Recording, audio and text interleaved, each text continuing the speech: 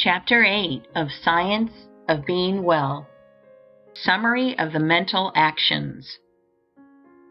Let me now summarize the mental actions and attitudes necessary to the practice of the science of being well. First, you believe that there is a thinking substance from which all things are made, and which, in its original state, permeates, penetrates, and fills the interspaces of the universe. This substance is the life of all and is seeking to express more life in all. It is the principle of life of the universe and the principle of health in man. Man is a form of this substance and draws his vitality from it. He is a mind-body of original substance, permeating a physical body, and the thoughts of his mind-body control the functioning of his physical body. If man thinks no thoughts save those of perfect health, the functions of his physical body will be performed in a manner of perfect health. If you would consciously relate yourself to the all-health, your purpose must be to live fully on every plane of your being.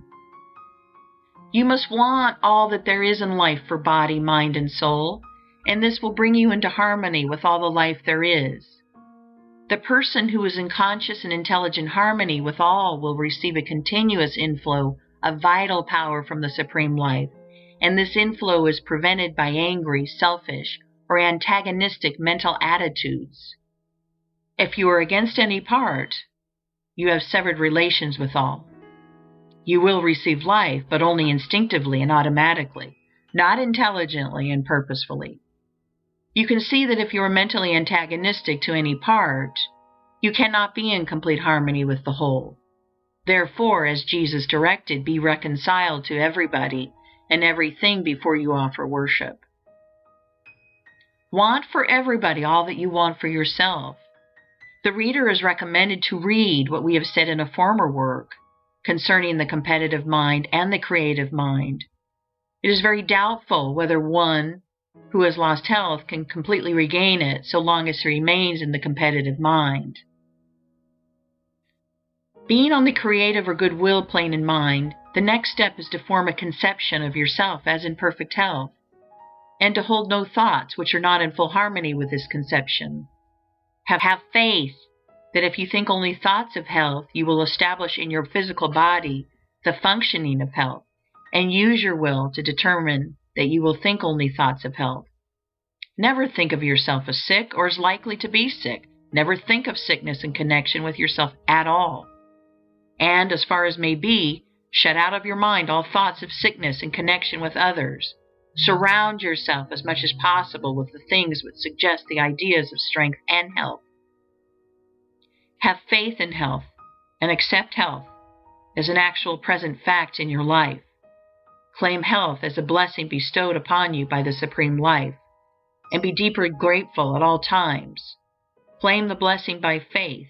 Know that it is yours, and never admit a contrary thought to your mind. Use your willpower to withhold your attention from every appearance of disease in yourself and others. Do not study disease, think about it, nor speak of it. At all times, when the thought of disease is thrust upon you, move forward into the mental position of prayerful gratitude for your perfect health. The mental actions necessary to being well may now be summed up in a single sentence. Form a conception of yourself in perfect health, and think only those thoughts which are in harmony with that conception. That, with faith and gratitude and the purpose to really live, covers all the requirements.